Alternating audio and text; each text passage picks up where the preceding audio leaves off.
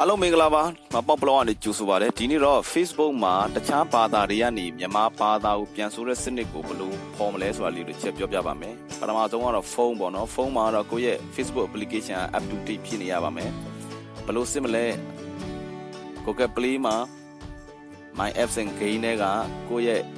ဒီ Facebook application လေးက update လုပ်နေသေးလားဆိုတာကိုစစ်လို့ရပါတယ်ကိုယ့်ရဲ့ Facebook application ရဲ့ဘေးမှာ open ပဲရှိရပါမယ် update လုပ်ချင်ရင်တော့ update ရပါမယ်ဒါကတော့ကျွန်တော်အထင်ပေါ့နော် update မဟုတ်ရင်တော့သိစမပြေဘူးလားလို့ပဲကဲ update ဖြစ်နေပြီဆိုရင်တော့ကိုယ့်ရဲ့ Facebook application ကိုဖွင့်ပါမယ်ညာဘက်ဘောတောင်းကမြင်းချောင်းလေး3ခုရှိတယ်အဲ့ဒါလေးကိုတစ်ချက်နှိပ်လိုက်ပါပြီးရင်အောက်ကိုတစ်ချက်ဆွဲချပြီးတော့ settings and privacy ဆိုတာရှိတယ်အဲ့ဒါကိုတစ်ချက်နှိပ်ပြီးတော့ settings ကိုထပ်ပြီးတော့နှိပ်ရပါမယ်ညာဘက်မှာ translation for post ဆိုတာရှိပါတယ်အဲ့ဒါကိုတစ်ချက်နှိပ်ပါမယ်ဒီမှာတော့ option 3ခုရှိတယ်ပထမဆုံးတစ်ခုကိုရွေးပါမယ်အပေါ်ဆုံးကအတန်းမှာဒီနေရာမှာမြန်မာဘာသာကိုပြန်ဆိုမှဖြစ်တဲ့အတွက် Burmese ဖြစ်နေရပါမယ်မြန်မာဘာသာဖြစ်နေရပါမယ်နည်းနည်းလိုက်ရှာလိုက်အောက်ဆုံးနားမှာရှိပါတယ်မြန်မာဘာသာဒါလေးကိုတစ်ချက်ရွေးပြီးတော့ save ကိုရွေးရပါမယ်ပြီးရင် panel တစ်ချက်ပြန်ထွက်လိုက်ပါပြီးရင်ဒုတိယအကြောင်းမှာလည်းBurmese ကိုပဲရွေးထည့်ရမြန်မာဘာသာကိုပဲရွေးရပါမယ်ဒါကတော့ဘာကိုပြောတာလဲဆိုတော့မြန်မာဘာသာနဲ့ရေးထားတဲ့စာတွေကိုမြန်မာဘာသာကိုပြန်ဖို့အတွက် pattern လေးမပေါ်စီချင်တော့တာမြန်မာဘာသာနဲ့ရေးထားတဲ့ပါဆိုမှတော့မြန်မာဘာသာပြန်စရာမှမလိုတာနော်နောက်တစ်ကြောင်းကိုတော့ဘာမှရွေးစရာမလိုပါဘူးထားလိုက်ပါဒီတိုင်းပဲထားလိုက်ပါဒီမှာဟိုဖိလစ်ပိုင်ကဟို modelအထီး model မှာ translation ကိုနှိပ်လိုက်လို့ရှိရင်သူရေးထားတဲ့စာအုပ်တိုက်လို့ရှိရင်မြန်မာဘာသာကြောအတူလေးတွေကတော့တော်တော်အဆင်ပြေပါတယ်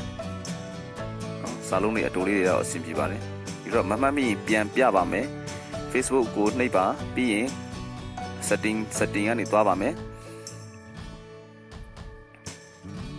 setting 3ခုနှိပ်တဲ့နဲ့ဒီမှာ translation for post ကိုနှိပ်မယ်အပေါ်ဆုံးမှာ Burmese ကိုရွေးရပါမယ်ဘာမှမဆိုမြန်မာစာပေါ့မြန်မာစာကိုရွေးရမယ်မရှိသေးရင်လည်းလိုက်ရှာပြီးတော့ဒီလိုမြန်မာဘာသာကိုရွေးရပါမယ်ပြီးရင် save ကိုတစ်ချက်နှိပ်ပါမယ်ဒုတိယအကြောင်းမှာလည်းတခြားဘာသာရေးရောက်နေမြန်မာဘာသာကိုရွေးလိုက်ပါ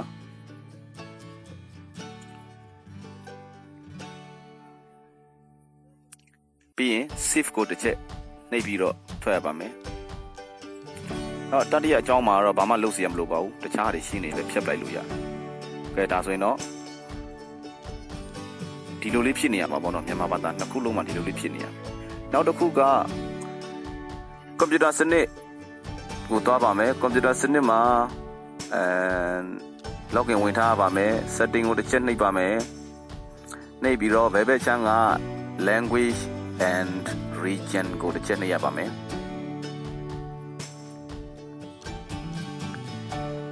ပြီးရင်ညာဘက်ချက်မှာရှိတယ်ဒါ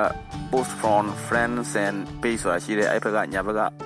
အကြောင်းလေးကို edit ကိုတစ်ချက်နှိပ်ရပါမယ်အဲ့တော့ကျွန်တော်ကတော့ရွေးထားပြီးသားမလို့မြန်မာဘာသာပေါ်နေပါမယ်တချို့လူတွေမှာမပေါ်တဲ့လူတွေကတော့ဒီနေရာမှာတခြားဘာသာတွေဖြစ်ကောင်းရှိနိုင်တယ်မြန်မာဘာသာကိုရှာပြီးတော့ရွေးပေးရပါမယ်ပြီးရင် save change ကိုတစ်ချက်နှိပ်ရပါမယ်ကျွန်တော်ကတော့ရွေးပြီးသားမလို့အပြာတမ်းလေးမပေါ်ပါဘူးပြီးတော့ဒုတိယအကြောင်းကိုလည်း Burmese ကိုရှာပြီးတော့ရွေးထားပါမယ်ဒါဖြစ်တော့ဆိုတော့မြန်မာဘာသာကိုမြန်မာဘာသာနဲ့ပြန်စီခြင်းလို့ပါဒီနေရာမှာတကယ်လို့ဘာမှမရှိဘူးဆိုရင် Burmese ကိုရှာပြီးတော့ရွေးလိုက်ရင်ရပါတယ်တချို့တလေကတော့ရွေးခြင်းမှရွေးမှာပေါ့နော်မရွေးခြင်းလည်းဘာမှတော့မဖြစ်တော့ပါဘူးကျွန်တော်တော့ရွေးလိုက်ပါတယ်မြန်မာဘာသာကိုရွေးလိုက်ပါတယ်ပြီးရင်တော့ save change ပေါ့အဲ့တော့ဒီမှာတစ်ချက်ကြည့်လိုက်ဒါမြန်မာဘာသာပြန်ဆိုချက်ကိုကြည့်ပါဆိုတော့ပါတယ်အဲ့ဒါကိုနှိပ်လိုက်ရင်အင်္ဂလိပ်ကနေမြန်မာဘာသာကိုပြန်ရမှာအဲ့တော့ခုနကဖုန်းထဲကနေတူတူပါပဲအဲ့တော့ဒီနေရာမှာကတော့အင်္ဂလိပ်ကနေမြန်မာဘာသာပြန်တာတစ်ခုရယ်ကိုယ်နိုင်ငံကစီကံမဲ့လို့အမိုက်တွေတရိုက်တွေကိုသူများနိုင်ငံကလာပြီးလုပ်နေရတစ်ခုကျွန်တော်ဒီနှစ်ခု message ပေးချင်တာပြကဲဟုတ်ပါပြီဒီလောက်နဲ့ဆိုရင်တော့အဆင်ပြေတော့ပြီလို့မျှော်လင့်ပါတယ်ကျွန်တော်အမောင်ပေါက်ပါ